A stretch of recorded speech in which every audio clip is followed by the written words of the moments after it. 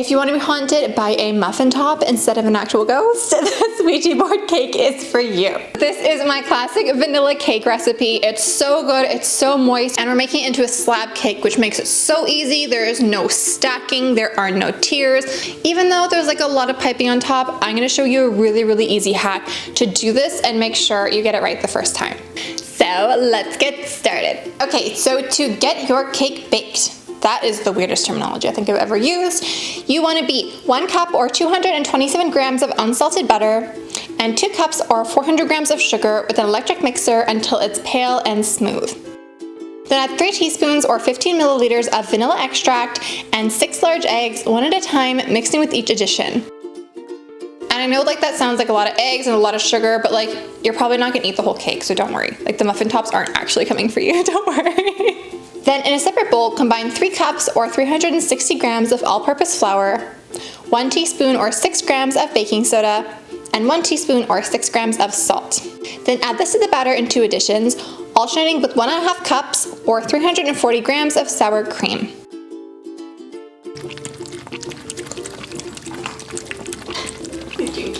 Then we're going to divide the batter in half, and you want to add some charcoal powder or some black food coloring to half of the batter and mix until combined.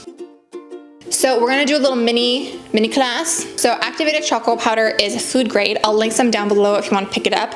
I like to use it instead of black food coloring, basically because it goes a lot farther. You can use less and get a darker color. However, charcoal does have an absorbing tendency. They actually use it in hospitals, I think, to absorb things in your stomach. I guess that like shouldn't be there. I'm not a doctor, I don't know. But because of that, if you're on any medication, it could absorb the medication that you took if it's like still in your stomach. So if you don't want to worry about that, just use black food coloring. Like that's all, you don't have to stress. I will link my favorite black food coloring down below too. Then we're gonna spoon both the white batter and the black batter into a greased and floured 9 by 11 inch rectangular cake pan.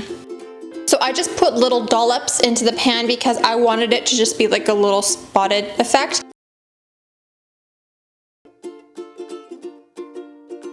Then you want to bake the cake at 350 degrees Fahrenheit or 176 degrees Celsius for 35 to 45 minutes and then cool completely. Oh look, it's in printed form too.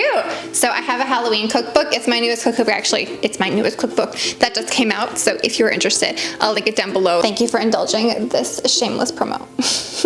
And next we're gonna make the buttercream. So we're gonna get 2 cups or 454 grams of unsalted butter that is room temperature and beat it with an electric mixer until it's pale and fluffy.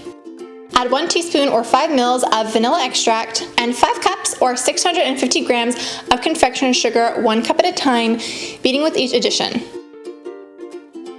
You do want to add it gradually because it will fly up in your face. I've had that happen so many times. And it'll be nice and light and fluffy if you do it this way.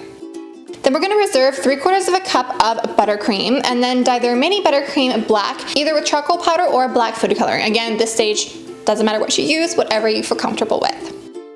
Then to assemble our cake, we're going to pop the cake onto our work surface and cover the cake evenly in the black buttercream and smooth the surface. And if you're traveling with this cake, you could simply just ice it while it's still in the pan. Like obviously cool it first because like if you ice a warm cake, it's just chaos. Oh my god. So you can just decorate it while it's still in the pan and then take like a sheet of saran wrap and just wrap it. Here you go. Travel friendly cake. Those are not common. Now we're gonna write out or pipe all the details onto the cake. Now, this might be terrifying for you, but I promise it's not as scary as it seems because we are going to get a toothpick and literally just write it out, like sketch it into the entire cake. And doing this will enable us to space everything out properly. Like, oh my gosh, how many of us in high school when you're doing like a presentation starts a word but like the font size is this big and then at the end it's like that big because you run out of space. So we're not gonna do that on this cake. We're gonna sketch it out with a toothpick and then like if that happens, like if it's the wrong size, if you wanna change something, just get your knife and just smooth the surface of the buttercream and then it's disappeared. Like this is so much easier. Then we're gonna place that white buttercream into a piping bag fitted with a medium-sized round piping tip, and I'll link a piping tip down below if you don't have one. Then pipe over the designs you made with the toothpick.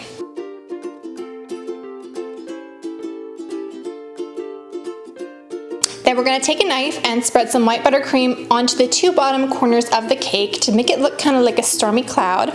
And then pop the remaining white buttercream into a piping bag fitted with a small star-shaped piping tip, and pipe little stars and swirls on top.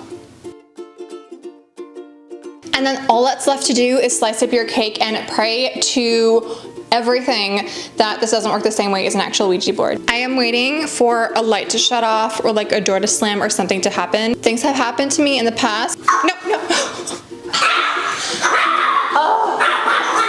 Paddington, you timed that so well. I hope that you like this cake. If you make it, please tag me at pankobunny on Instagram and post a photo. I really, really want to see your creations, and I'll see you guys next Saturday.